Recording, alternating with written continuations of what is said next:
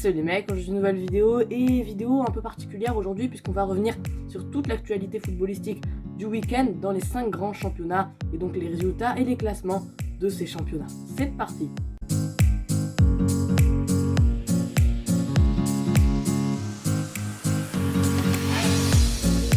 Bon alors du coup on va commencer par la Ligue 1 déjà. Alors dès vendredi, Metz affrontait Lille et ce sont les Lillois qui se sont imposés 2-0 avec un match assez maîtrisé de la part des nordistes malgré pas mal d'occasions mais un manque de réussite totale côté messin. Samedi on a eu deux matchs, Strasbourg-PSG et Montpellier-Marseille. Tout d'abord Paris s'est imposé 4-1 en clairement humiliant Strasbourg à la Méno et Montpellier a réussi à égaliser dans les toutes dernières minutes face à Marseille. Je n'ai pas vu ce match puisque je regardais le Classico, mais en tout cas ça avait l'air d'être un très bon match, 3-3 donc entre les deux équipes. Et le dimanche, là où il y a eu le plus de matchs, déjà on a eu le match à 13h, le derby entre Rennes et Nantes, remporté par les Rennais sur un super but d'ailleurs de Martin Terrier. Dans le multiplex, on a eu tout d'abord Brest-Nîmes, où ça s'est clôturé sur un 1 partout. D'ailleurs, Brest enchaîne les mauvais résultats et pourrait finalement continuer à lutter pour le maintien jusqu'à la fin de la saison. Et on a eu également un match spectaculaire, Lens-Lorient, qui s'est terminé sur un 4-1 avec pas mal de buts donc et une démonstration lensoise. En revanche, le match Nice-Reims était bien moins palpitant, 0-0. Personnellement, j'avais pas vu ce match-là, mais d'après ce que j'ai entendu, ça valait pas le coup de le regarder. Et enfin, Saint-Étienne-Bordeaux, 4-1 pour les Stéphanois qui ont humilié Bordeaux, et Bordeaux qui retombe dans ses travers et qui est seulement à 6 points du 18e, le Nîmes Olympique, et donc commence à voir rouge pour la fin de la saison. Le match de 17h entre Monaco et Dijon s'est clôturé sur un 3-0 pour les Monégasques, un match totalement maîtrisé avec un doublé notamment de Wissam Ben Yedder et un but de Jovetic. Et le dernier match de dimanche et le dernier match de cette 32e journée de Ligue 1, c'était ce Lyon-Angers qui s'est clôturé sur un 3-0 pour l'Olympique lyonnais. Un super match avec un doublé de Depay et un but de Lucas Paqueta. Très bon match des Lyonnais donc qui se relancent dans la course au titre. Un point sur le classement de Ligue 1 maintenant. Déjà, Lille est toujours premier avec 3 points d'avance sur le Paris Saint-Germain. Le PSG donc est deuxième à 1 point de plus que l'AS Monaco. Et oui, Monaco revient très bien.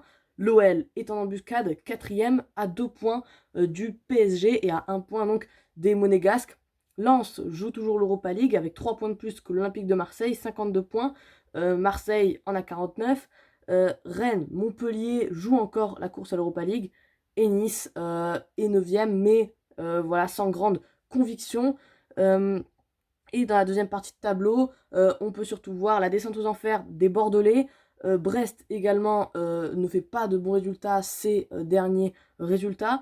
Lorient est 17e et lutte toujours pour le maintien, comme Nîmes 18e. Nantes est toujours dans la zone rouge en étant 19e avec seulement 28 points. Dijon est d'ores et déjà relégué quasiment, puisqu'à 6 journées de la fin, ils n'ont que 15 points et ils ont donc 15 points de retard sur les Nîmois. En première ligue, maintenant, tout d'abord, Wolverhampton s'est défait de Fulham 1-0 vendredi à 21h sur un match avec 0-0 jusqu'au bout, mais finalement à la 92e minute de jeu, les Loups de Wolverhampton ont réussi à s'imposer sur la pelouse de Fulham. Le match de 13h de samedi entre City et Leeds était un vrai affrontement entre Pep Guardiola et Marcelo Bielsa. Et malgré le fait que Leeds était à 10 à la pause, ils ont finalement gagné 2-1 dans les dernières minutes, dans les 10 dernières minutes après. Leeds a marqué le but du 2-1 alors que City avait égalisé juste avant. Et donc victoire de Marcelo Bielsa face à Pep Guardiola. Liverpool s'est défait d'Aston Villa 2-1. Ils ont marqué à la 91e minute de jeu et donc se relance pour la course à la qualification à la Ligue des Champions. Chelsea Crystal Palace maintenant, ou plutôt Crystal Palace Chelsea, s'est terminé sur un 4-1 pour les Blues.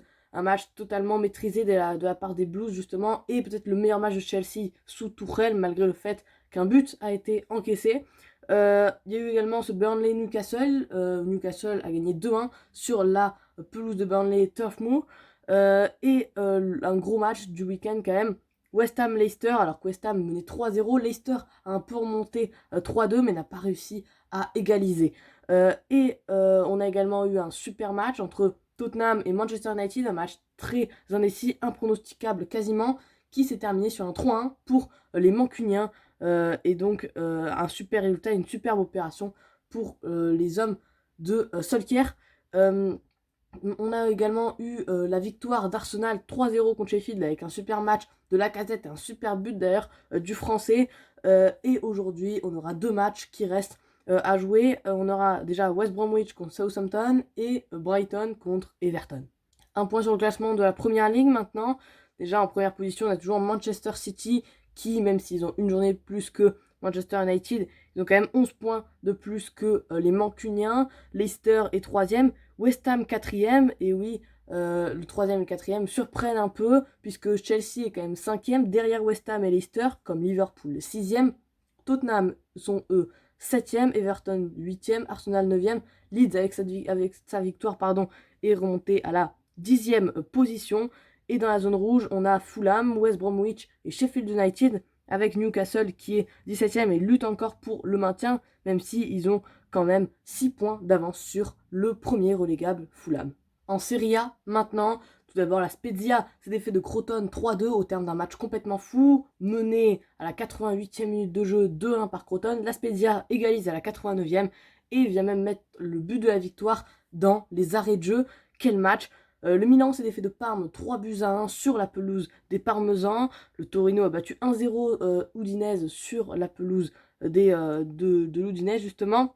L'Inter a gagné contre Cagliari sur la plus petite des marges, 1-0. Le Napoli a gagné 2-0 à la Sampdoria. Et la Lazio Rome également s'est défait de Vérone à Vérone. La Juve, pas de but de Ronaldo, mais quand même une victoire 3-1 contre le Genoa. Très beau match d'ailleurs.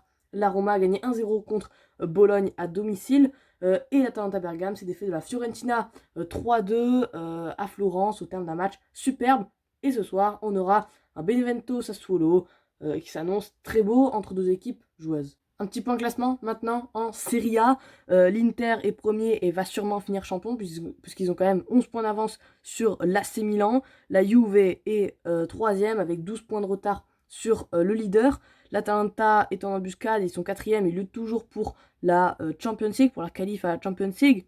Le Napoli est à 2 points derrière eux avec 59 points. La Lazio avec une journée de moins à 55 points et à 4 points derrière le Napoli. L'AS Rome sont eux en train de lutter pour l'Europa League. Ils ont actuellement 54 points. Dans la zone de relégation, on a Cagliari, Parme et Crotone avec le Torino qui lutte toujours pour le maintien puisqu'ils ont 5 points d'avance sur le 18e, mais ils sont quand même pas sûrs d'être maintenus. Mais leur victoire contre Udinese ce week-end leur a fait beaucoup de bien. En Liga, maintenant, peut-être le championnat où il s'est passé le plus de trucs ce week-end. Déjà, Huesca a gagné 3-1 contre Elche. Vendredi, Cadix a gagné 1-0 contre Retafe à Madrid. Donc ça, c'était samedi. Samedi, on a également eu un beau match de merde, on va dire, entre Bilbao et Alaves, 0-0. Eibar et Levante se sont quittés sur un score de 1-0 pour Levante. Eibar est vraiment pas bon en ce moment. Évidemment, le plus gros match de ce week-end, c'était ce Real Madrid-Barcelone. Le Classico s'est terminé sur un 2-1 pour les locaux. Le Real Madrid l'a emporté 2-1, donc avec un but de Karim Benzema et un autre but de Toni Kroos avec un contre de Alba, un contre de Dest qui finalement met le ballon au fond. Même si les Barcelonais ont réussi à marquer un but par intermédiaire de Mingueza, ils n'ont pas réussi à revenir finalement avec une barre notamment d'Alex Moriba dans les toutes dernières minutes du match. Le lendemain, dimanche, donc, on a eu Villarreal-Osasuna. Osasuna a créé la surprise en s'imposant 2-1 sur la pelouse de Villarreal. Valence et la Real Sociedad se sont quittés sur un score de parité, 2-2. Grenade allait s'imposer à Valladolid, 2-1. Et Atlético Madrid a perdu son dernier joker en faisant un but partout contre le Betis Séville. Ce soir, Séville se déplace à Vigo. Au classement, maintenant, on peut voir que l'Atlético Madrid est toujours premier, mais avec seulement un point d'avance sur le Real Madrid, alors qu'ils en comptaient plus de 10 à un moment de la saison. Le Barça est juste derrière avec 65 points, donc très serré, seulement 2 points entre la 3e et la première place, donc encore indécis. Séville est 4e. Et dans le bas de tableau, on peut voir Elche qui est 18e, Alaves 19e et surtout Eibar 20e qui continue sa descente aux enfers, Valladolid. Et Huesca se bat pour le maintien. Et puis pour finir, en Bundesliga, en Allemagne, déjà l'Arminia Bielefeld est allé s'imposer 1-0 contre Fribourg. Le Bayern a fait un faux pas, un but partout contre l'Union Berlin à domicile sur un match complètement fou. Francfort s'est défait de Wolfsburg 4-3. Le Hertha Berlin et Borussia Mönchengladbach se sont quittés sur un score de parité 2-2. Leipzig a écrasé Brême, à Brême d'ailleurs, 4-1 pour les Allemands. Et Dortmund est allé s'imposer également sur la pelouse de Stuttgart, 3-2, un match assez abouti des joueurs de la Ruhr.